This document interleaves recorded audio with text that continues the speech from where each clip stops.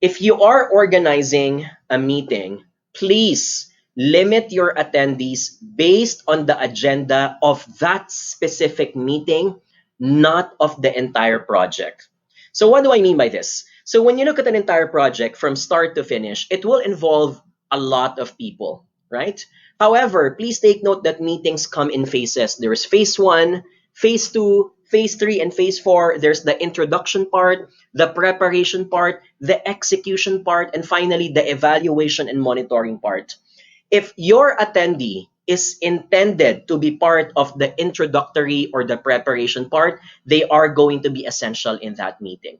However, if that attendee needs to know about the project, but you do not need to get their inputs as early as now, it is safe that you don't need to include them in that meeting. And why is it important?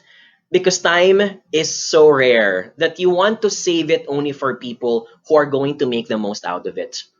So when you start creating that meeting invitation, categorize your agenda. Is it an FYI for your information? Is it a FYA for your action? Or is it for your reference? Participants who are part of the preparation and introductory part of a project are in the for your action mode. So they have to be in the meeting. But if they are in the evaluation or in the execution part, 6 months later on, 1 year later on, they can just be an FYI or an FYR.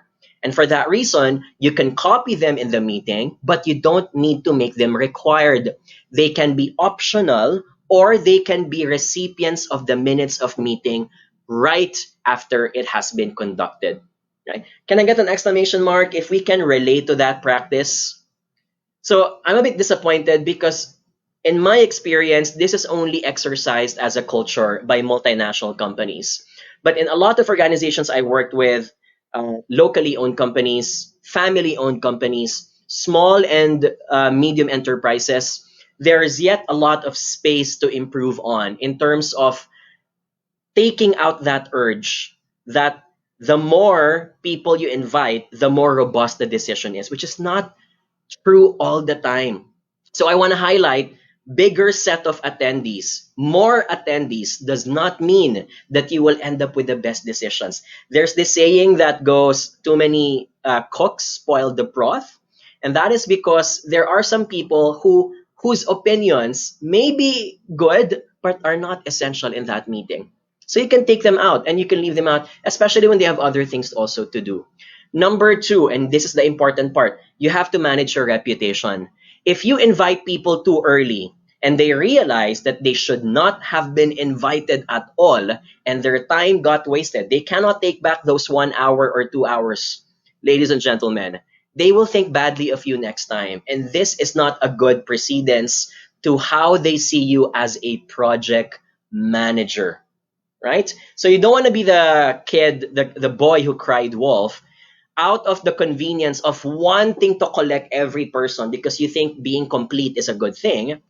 It may be bad for your reputation in the end. Right?